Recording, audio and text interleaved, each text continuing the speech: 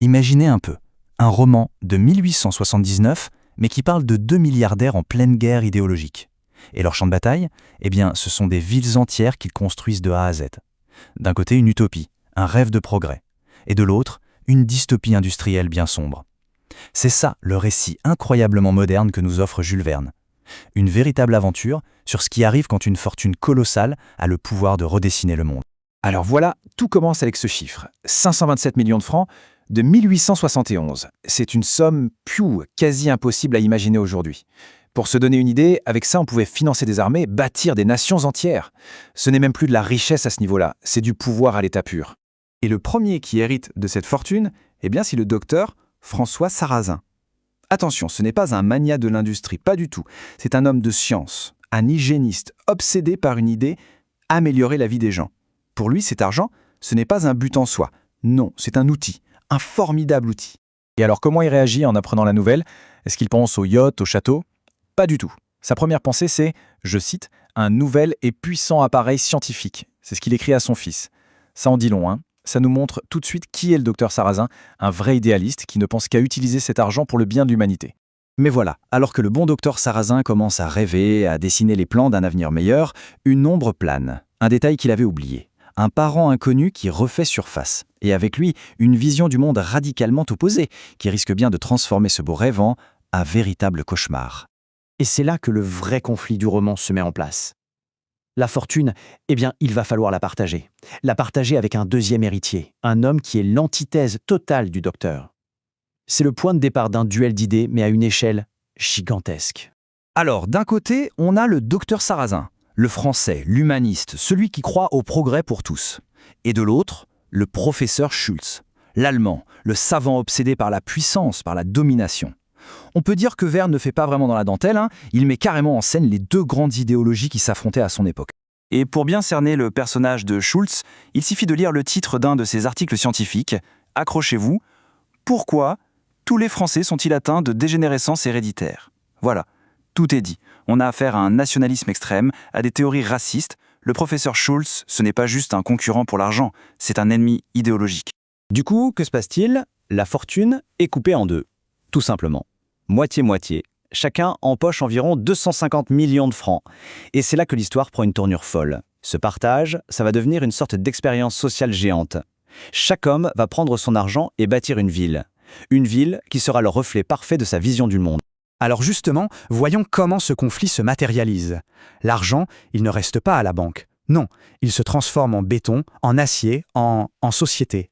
Deux villes vont littéralement sortir de terre, et chacune sera l'incarnation physique, bien réelle, des idéaux de son créateur. Et là, le contraste est saisissant. D'un côté, on a Franceville, une ville pensée pour la santé, pour l'harmonie, un projet basé sur la science et ouvert sur le monde. Et de l'autre, Stahlstadt, la cité de l'acier, un endroit ultra secret, militarisé, et dont l'unique but est de fabriquer des armes. Le projet de Sarrazin, c'est une vraie utopie progressiste. Il rêve d'une ville modèle où la science sert le bonheur des gens, où l'architecture même des maisons est pensée pour être saine, pour prévenir les maladies. Une ville ouverte à tous, peu importe la nationalité, avec une économie libre, bref, un véritable idéal de civilisation. Et pendant ce temps-là, à des milliers de kilomètres, on change radicalement de décor. Loin des jardins de Franceville, la cité de Schultz, elle, est construite en plein milieu des déserts de l'Oregon. Cet isolement, ce paysage hostile, ça plante tout de suite une ambiance beaucoup plus menaçante. Et ce qui est fou, c'est que Stahlstadt, ce n'est pas vraiment une ville, pas comme on l'entend. C'est plutôt une usine forteresse géante. Et c'est la propriété privée d'un seul homme, R. Schultz. Son unique raison d'être, forger. Forger les canons les plus énormes et les plus destructeurs que le monde ait jamais vus. D'ailleurs, pour bien comprendre l'ambiance, il suffit de voir comment on entre dans cette cité de l'acier. D'abord, on doit approcher des fortifications, puis passer un premier checkpoint militaire. Ensuite, on suit une route bien précise pour arriver à un deuxième checkpoint. Et attention, le moindre écart, la moindre tentative de s'écarter du chemin, et c'est l'expulsion immédiate. C'est une véritable prison à ciel ouvert, une machine totalitaire où la liberté n'existe tout simplement pas. Et c'est là qu'on découvre la vérité, une vérité qui fait froid dans le dos. Schultz, avec sa ville-usine, il ne cherche pas juste à être meilleur que son cousin, non. Son but, c'est de détruire Franceville, de la rayer de la carte. Stahlstadt, ce n'est pas une ville concurrente, c'est une arme pointée droit sur le rêve de Sarrazin. À ce stade du récit, on comprend bien que ce roman est bien plus qu'une simple aventure. C'est évident. Verne se sert de cette histoire pour nous parler des grandes peurs de son époque. Les peurs politiques, sociales et même technologiques. Et pour bien saisir toute la portée du livre, il faut regarder les dates. Verne écrit ça en 1879, quelques années à peine après la terrible défaite française contre la Prusse en 1871. Le roman est donc complètement imprégné de cette rivalité franco-allemande. Et ce qui est assez incroyable, c'est qu'il anticipe, il décrit la logique industrielle et militaire qui va mener, des décennies plus tard, à la Première Guerre mondiale. En fait, Verne analyse avec une lucidité incroyable ce mariage dangereux entre le nationalisme et l'industrie lourde. Stahlstadt, sa ville d'acier, c'est ni plus ni moins que le symbole de ce qu'on appellera bien plus tard le complexe militaro-industriel. C'est un système qui tourne en s'enrichissant sur la fabrication d'armes. C'est une critique qui d'ailleurs résonne encore étrangement aujourd'hui. Bon, face à une machine de guerre pareille, face à ce titan d'acier, il faut bien un héros. Et Verne, qui reste un grand optimiste, va nous montrer que même les empires les plus écrasants ont leurs failles. Car pendant que le professeur Schultz est là, dans sa tour, à peaufiner ses plans de destruction, il ne se doute de rien. Il ignore qu'une menace s'est déjà glissée au cœur même de sa forteresse. Un petit grain de sable qui s'apprête à enrayer toute sa monstrueuse mécanique. Et ce grain de sable, c'est lui, Marcel Bruckmann. C'est un jeune ingénieur, il est alsacien, et ce détail est capital. Pourquoi ? Parce que l'Alsace a été annexée par l'Allemagne en 1871, donc son combat contre Schultz et son nationalisme forcené, ce n'est pas juste une question de principe. C'est une affaire très, très personnelle.